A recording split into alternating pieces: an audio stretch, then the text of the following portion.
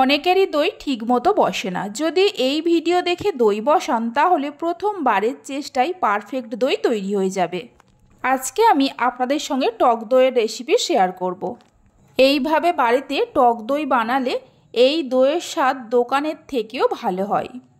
নমস্কার বন্ধুরা, রূপাস কিচেনে সবাইকে স্বাগতম। তাহলে চলুন দেখে নেওয়া যাক। শুরু থেকে শেষ পর্যন্ত দেখার জন্য আপনাদের কাছে অনুরোধ রইল। প্রথমে কড়ার মধ্যে অল্প করে জল দিয়ে হাফ লিটার দুধ দিয়ে দেব।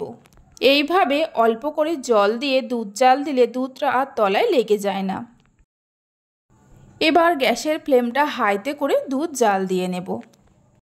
দুধ হালকা গরম হলে দুধের মধ্যে 2 চামচ ভর্তি করে গুঁড়ো দুধ দিয়ে দেব। এই গুঁড়ো দুধটা দেওয়ার কারণে টক দইটা খুব বেশি টক হবে না। গুঁড়ো দুধটা দেওয়ার পর খুব ভালো করে মিশিয়ে নিতে হবে, কোনো রকমের দলা না থাকে। গুঁড়ো দুধটা ভালো করে মিশিয়ে নেওয়ার পর কিছুক্ষণ জাল দিয়ে নিয়ে দুধটাকে ঘন করে নিতে হবে। দুধ জাল দেওয়ার সময় মাঝে মধ্যে একটু নাড়াচাড়া করে দিতে হবে, তা না হলে তলায় লেগে যেতে পারে। দুধটা ঘন হতে থাক, ততক্ষণে একটা ছাঁকনির মধ্যে 2 চামচ টক দই দিয়ে জল ঝরতে দেব। আমি টক দই দিয়ে বসাচ্ছি, আপনারা চাইলে মিষ্টি দই দিয়েও বসাতে পারেন। কিছুক্ষণ জাল দিয়ে নেওয়ার পর দেখুন দুধটা আগের থেকে অনেকটা ঘন হয়ে গেছে। প্রায় 8 থেকে 10 মিনিট সময় ধরে জাল দিয়ে নিয়েছিলাম। এর থেকে আর বেশি ঘন করব না। এই সময় গ্যাসের ফ্লেমটা বন্ধ করে দিয়ে দুধটা নামিয়ে রেখে ঠান্ডা করে নেব।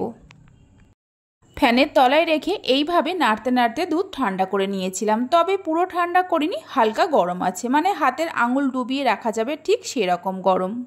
এবার জল ঝরানো টক দইটা এই দুধের মধ্যে দিয়ে খুব ভালো করে মিশিয়ে নিতে হবে। একটা জিনিস খেয়াল রাখতে হবে, দুধ যদি খুব বেশি গরম থাকে তাহলে দই বসবে না, আবার একদম ঠান্ডা হয়ে গেলেও দই বসবে না। ফ্রিজের ঠান্ডা দই নিয়ে দিলে তাহলেও দই বসবে না। দই যদি ফ্রিজে থাকে তাহলে বাইরে রেখে যখন নর্মাল তাপমাত্রায় আসবে তখনই দইটা দেবেন। দইটা দুধের সঙ্গে খুব ভালো করে মিশিয়ে নেওয়ার পর একটা প্লাস্টিকের বাটির মধ্যে ঢেলে নেব। আপনারা নিজেদের পছন্দ মতো যে কোনো পাত্রের মধ্যে দই বসাতে পারেন। এবার একটা ঢাকনা দিয়ে ঢাকা দিয়ে দেব। তারপর এর ওপরে মোটা কিছু দিয়ে ঢাকা দিয়ে রেখে দেব 10 থেকে 12 ঘন্টার জন্য।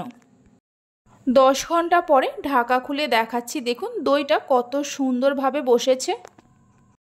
আশা করি দেখে নিশ্চয়ই বুঝতেই পারছেন দই ঠান্ডা খেতে বেশি ভালো লাগে, তাই 1 ঘন্টার মতো ফ্রিজে রেখে ঠান্ডা করে নেব। 1 ঘন্টা পরে আপনাদের দেখাচ্ছি। এইভাবে একদিন দই বানিয়ে দেখতে পারেন। বাড়িতে বানালে খেয়ে কেমন লাগলো অবশ্যই আমাকে কমেন্ট করে জানাবেন। 1 ঘন্টার মতো ফ্রিজে রেখে ঠান্ডা করে নিয়েছিলাম। দইটাকে কেটে নিয়েও দেখিয়ে দিচ্ছি, দেখুন কত সুন্দরভাবে বসেছে। রেসিপি ভালো লেগে থাকলে অবশ্যই একটা লাইক করবেন, বন্ধুদের সঙ্গে শেয়ার করবেন। ভালো লাগলে চ্যানেলটি সাবস্ক্রাইব করে পাশে থাকা বেল আইকনটি প্রেস করবেন নতুন রেসিপির আপডেট পাওয়ার জন্য। তাহলে চলুন ভিডিওটা আমি এখানেই শেষ করছি। আপনারা সবাই ভালো থাকবেন, সুস্থ থাকবেন। ধন্যবাদ।